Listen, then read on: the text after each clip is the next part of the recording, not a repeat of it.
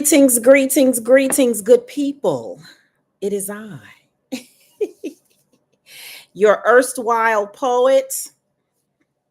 Greetings, it is I, your erstwhile poet, Dr. Treasure Shields Redmond. And as I pour my beverage here, I want to talk with you about a topic concerning archiving. So, for those of you who don't know me, my name is Dr. Treasure Shields Redmond, and I'm a poet, performer, educator. I'm the executive director of the Community Archive, which is a nonprofit that preserves oral histories and teaches other people how to preserve oral histories. Right now, we're in the midst of a project where we are collecting the stories of descendants of people who experienced or survived the 1917 East St. Louis race massacre, popularly known as the Race Riot. So, hey, join me, join me, join me. So, the other day I was on, and the reason why the title of this video is Land as Archive is because the other day I was on the website of the is it the Lynching Memorial in Alabama? Let me see. I'm googling lynching. Let me see. Lynching Memorial Alabama, because I wanted to know about, so the Equal Justice Initiative, led by a visionary leader, has a national memorial to lynching, and I haven't seen it in person, but I've seen photos and heard other people talk about it. And I'm looking at it on the website now. There's this incredible sculptural element where there are uniform blocks hanging with names on them. So it really has a way of making us recall the weight of a body, making us recall the weight of murder, the weight of community responsibility, the weight of response, lack of response, all of those things. But there's also this other opportunity connected with this memorial, and let me tell you exactly. Okay, so that I won't just be talking. Okay, so travel through, so the National Memorial for Peace and Justice, set on a 6-acre site. The National Memorial for Peace and Justice is the nation's first comprehensive memorial dedicated to the victims of racial terror lynchings. The outdoor memorial uses sculpture, art, and design to contextualize racial terror and its legacy today. So this is really powerful. I haven't been, but I really want to go. It is at 400 North Court Street in Montgomery, Alabama. So I hope to make it to it soon. But the reason why I wanted to talk about Land as Archive is because along with this incredible sculptural element that I just mentioned, there's also an opportunity to collect soil from a place that a lynching occurred, put it in a mason jar, and then set it up with all these other hundreds of mason jars filled with soil. Bye, son. That's my twin leaving, y'all. It's me and my twin in them. So I immediately thought of a man who was lynched in East St. Louis during the 1917 East St. Louis race massacre, right there near Broadway, right off of Broadway. And there's a journalist named Carlos Hurd who really detailed those events connected specifically to that lynching. That journalist wrote for the Post Dispatch in St. Louis, if I'm not mistaken, or was it? I think it was the Post Dispatch in St. Louis. In 1917, when this horrible race massacre occurred, and I immediately wondered, had anyone gotten soil from that area in order to add it to this incredibly resonant memorial to victims of racial terror lynching. It is just a wall you can see of mason jars, all uniform sizes, and with the soil in it. And it really, it's the weight, because as you know, if somebody, when you die, you're buried under soil, right?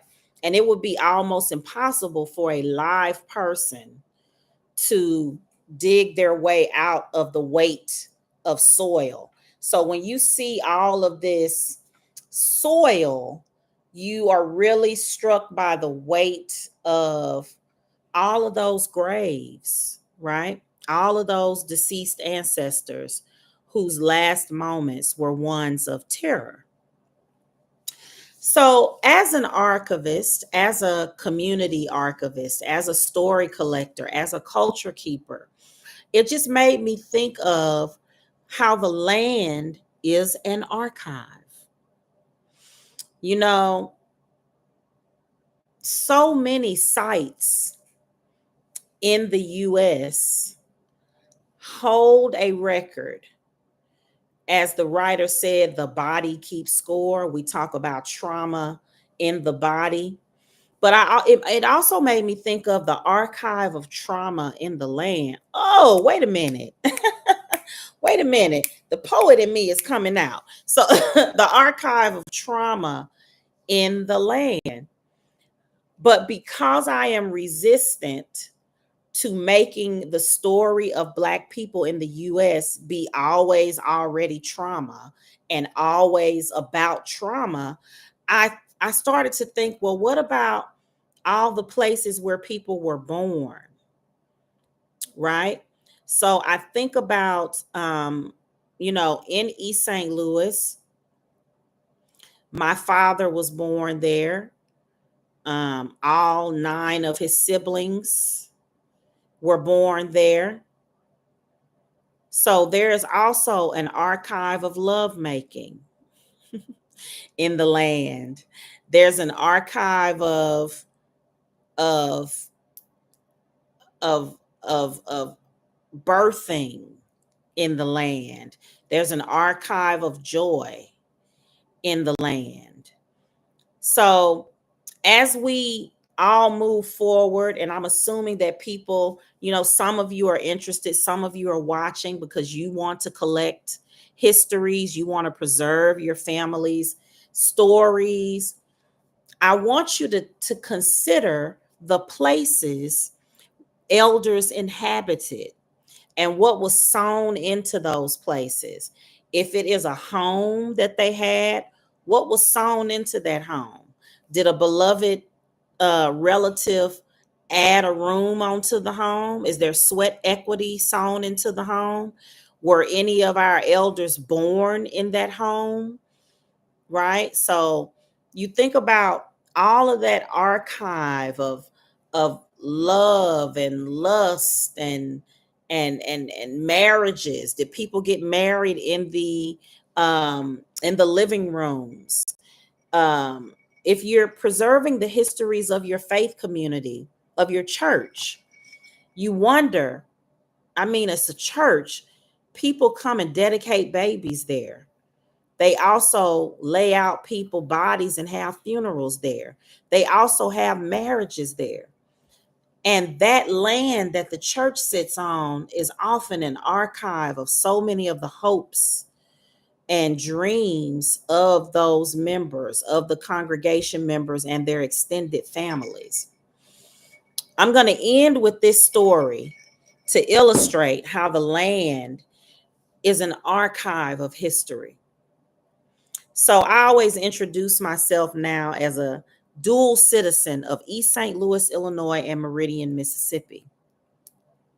So Meridian, Mississippi is also the site that the 3 civil rights workers who were murdered in the early 1960s were working out of through a freedom school.